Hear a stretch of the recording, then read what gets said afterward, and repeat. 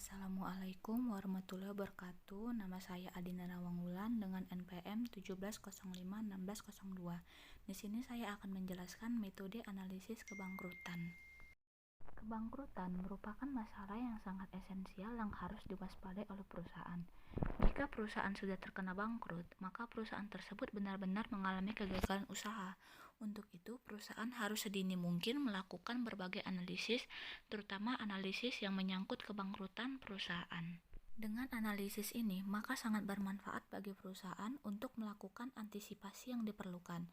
Analisis kebangkrutan dilakukan untuk memperoleh peringatan awal kebangkrutan. Semakin awal tanda-tanda kebangkrutan tersebut, semakin baik bagi pihak manajemen karena pihak manajemen bisa melakukan perbaikan-perbaikan agar kebangkrutan tersebut benar-benar tidak terjadi pada perusahaan dapat mengantisipasi atau membuat strategi untuk menghadapi jika kebangkrutan benar-benar menimpa perusahaan. Tanda-tanda awal kebangkrutan ditandai dengan adanya financial distress. Setiap perusahaan pasti memiliki tujuan yang sama demi kelangsungan masa depan sebuah perusahaan, yaitu untuk memperoleh laba atau keuntungan yang lebih untuk jangka panjang perusahaan guna untuk bertahan dan eksistensi di dunia bisnis. Namun ada satu hal yang dapat membuat semua perusahaan tidak bisa mencapai tujuannya tersebut, yaitu kebangkrutan. Kebangkrutan adalah suatu kondisi di saat perusahaan mengalami ketidakcukupan dana untuk menjalankan usahanya. Menurut Undang-Undang Kepailitan Nomor 4 Tahun 1998, perusahaan dinyatakan bangkrut berdasarkan pada keputusan pengadilan yang berwenang atau berdasarkan permohonan sendiri jika memiliki 2 atau lebih kreditur dan perusahaan tidak mampu membayar sedikitnya satu utangnya yang telah jatuh tempo.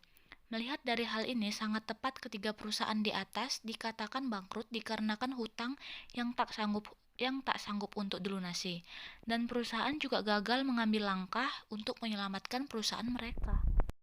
Maka dari itu sangat diperlukan sebuah pimpinan perusahaan yang tangkas untuk melakukan berbagai macam tindakan pencegahan agar dapat terhindar dari kebangkrutan. Salah satunya adalah dengan melakukan deteksi dini sebuah perusahaan sebelum perusahaan itu bangkrut di waktu yang tak terduga dengan menggunakan metode rumus prediksi kebangkrutan untuk menganalisa sebelum kebangkrutan itu terjadi. Lalu, apa definisi dari analisis kebangkrutan? Analisis kebangkrutan merupakan analisis untuk memperoleh tanda-tanda awal tentang kebangkrutan. Kebangkrutan biasanya dapat diartikan secara awam adalah sebagai kegagalan perusahaan dalam menjalankan kegiatan operasi perusahaan untuk menghasilkan laba. Sedangkan menurut Undang-Undang Nomor 4 Tahun 1998 adalah di mana suatu institusi dinyatakan oleh keputusan pengadilan bial debitur memiliki 2 atau lebih kreditur dan tidak membayar sedikitnya satu hutang yang telah jatuh tempo dan dapat ditagih. Kebangkrutan sering juga disebut dengan pailit. Istilah pailit sering dijumpai dalam perbendaharaan dalam bahasa Belanda, Prancis, Latin, dan Inggris. Dalam bahasa Prancis, istilah pailit artinya pemogokan atau kemacetan dalam melakukan pembayaran. Orang yang mogok atau macet atau berhenti membayar hutangnya disebut dengan le faillie. Di dalam bahasa Belanda dipergunakan istilah failit yang mempunyai arti ganda, yaitu sebagai kata benda dan kata sifat. Sedangkan dalam bahasa Inggris dipergunakan istilah to file, dan di dalam bahasa Latin dipergunakan istilah failure di negara-negara yang berbahasa Inggris. Untuk pengertian pailit dan kepailitan dipergunakan istilah bankrupt dan bankruptcy.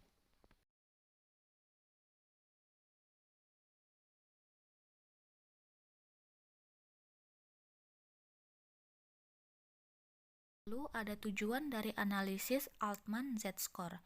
Tujuan analisis Altman-Z-score adalah untuk mengingatkan akan masalah keuangan yang mungkin membutuhkan perhatian serius dan menyediakan petunjuk untuk bertindak. Beberapa tujuan dari analisis Altman-Z-score dilihat dari manfaat informasi kebangkrutan pada beberapa pihak. Yang pertama ada memberi pinjaman seperti pihak bank.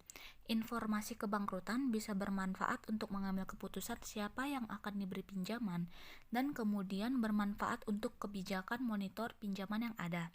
Yang kedua ada investor. Investor saham atau obligasi yang dikeluarkan oleh suatu perusahaan tentunya akan sangat berkepentingan melihat adanya kemungkinan bangkrut atau tidaknya perusahaan yang menjual surat berharga tersebut. Yang ketiga ada pihak pemerintah. Ada beberapa sektor usaha, lembaga pemerintah mempunyai tanggung jawab untuk mengawasi jalannya usaha tersebut, misalnya pada sektor perbankan. Yang keempat ada akuntan. Akuntan mempunyai kepentingan terhadap informasi kelangsungan suatu usaha karena akuntan akan menilai kemampuan going concern suatu perusahaan. Yang kelima ada manajemen kebangkrutan. Berarti munculnya biaya-biaya yang berkaitan dengan kebangkrutan dan biaya ini cukup besar. Suatu penelitian menunjukkan biaya kebangkrutan bisa mencapai 11 atau 17% dari nilai perusahaan.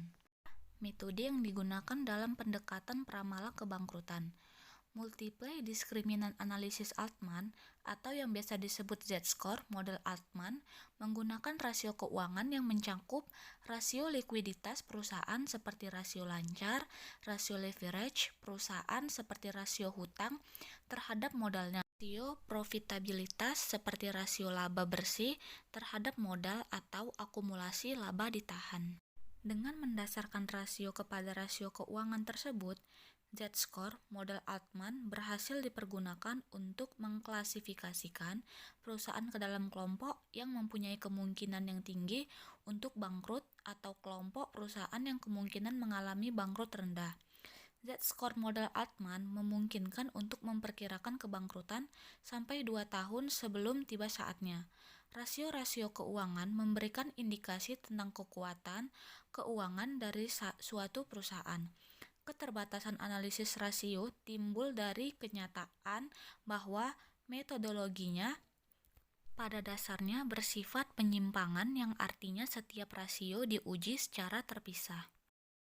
Untuk mengatasi kelemahan-kelemahan analisis tersebut, maka Altman telah mengkombinasikan beberapa rasio menjadi model prediksi dan teknik statistik, yaitu analisis diskriminasi yang menghasilkan suatu indeks yang memungkinkan klasifikasi dari suatu pengamatan menjadi satu dari beberapa pengelompokan yang bersifat a priori. Hubungan antara analisis diskriminan dengan penentuan kebangkrutan pada perusahaan adalah dengan mengetahui nilai Z. Dapat diketahui apakah perusahaan menghadapi masalah yang serius atau tidak. Dengan analisis Z-score, manajemen dapat memprediksikan bagaimana prospek perusahaan di masa mendatang dalam menjaga kelangsungan hidup perusahaan dan resiko kegagalan semakin berkurang. Tujuan menghitung nilai Z adalah memperingatkan adanya problem keuangan yang membutuhkan perhatian serius dan pengarahan. Bila nilai Z lebih rendah dari Z yang diharapkan, maka kita harus memeriksa apa yang menjadi penyebabnya. Model Z-score dapat membantu menganalisis dan mencari-cari masalah yang potensial dari perusahaan yang akan melakukan merger, membantu pengambilan keputusan pemberi kredit. Membantu pengambilan keputusan memberi kredit, membantu investor untuk memilih saham-saham perusahaan yang mungkin beresiko. Langkah-langkah untuk mengevaluasi hasil perhitungan nilai Z dapat dilakukan dengan yang pertama, ada membandingkan nilai Z terakhir dengan nilai Z tahun sebelumnya. Jika terjadi penurunan, maka dicari penyebab penurunan nilai tersebut. Yang kedua, ada sedangkan perbandingan nilai Z perusahaan yang dianalisis dengan perusahaan lain, maka suatu kebangkrutan menjadi yang harus diwaspadai oleh perusahaan. Untuk itu, perusahaan harus sedini mungkin untuk melakukan berbagai tindakan atau analisis yang menyangkut kebangkrutan perusahaan. Nah, pasti setiap perusahaan pasti memiliki tujuan yang sama demi kelangsungan masa depan sebuah perusahaan, yaitu untuk memperoleh laba atau keuntungan yang lebih untuk jangka panjang perusahaan, guna untuk bertahan dan eksistensi di dunia bisnis. Dari itu, saran saya bagi investor diharapkan melalui hasil penelitian, investor dapat melihat dan menjadi bahan pertimbangan dalam pengambilan keputusan untuk berinvestasi pada sebuah perusahaan. Selain melihat dari kinerja keuangan, yang ada sebaiknya juga melihat kemungkinan resiko yang dimiliki perusahaan menjadi target. Bagi perusahaan diharapkan pihak perusahaan mempunyai pimpinan-pimpinan yang kompeten dalam melihat resiko kebangkrutan agar supaya dapat membantu dalam pengambilan keputusan yang tepat sebelum masalah terjadi. Sekian penjelasan dari saya. Apabila ada kurangnya saya mohon ampun. Assalamualaikum warahmatullahi wabarakatuh.